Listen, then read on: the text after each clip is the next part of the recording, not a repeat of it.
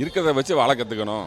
இப்போ நம்ம முயற்சி பண்ணுவோம், பணம் ஒரு சமயம் கிடைக்கும், கிடைக்காது, கிடைக்கலனாலும் இருக்கிறது வாழ கற்றுக்கணுங்கிறத ரொம்ப.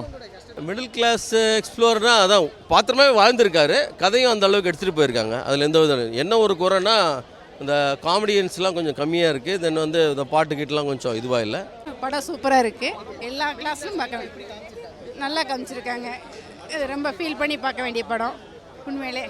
நல்ல விஷயம். அதாவது அவங்க அந்த யூடியூப்பில் போடுற வீடியோ வந்து எல்லாம் மைனஸாக நினைக்கிறாங்க, ஆனால் அதுதான் லாஸ்ட்டில் ப்ளஸ் ஆகுது. அது ஒரு பெரிய ப்ளஸ் சார். லைஃப்பை வாழ்ந்து காமிச்சிருக்காங்க சார், நல்லா இருக்குது, எல்லாருமே வாழ்ந்துருக்காங்க அதில், ரொம்ப ரொம்ப நல்லா இருக்குது. படம் பார்த்தது ரொம்ப மனசு நிறைவாக இருக்குது.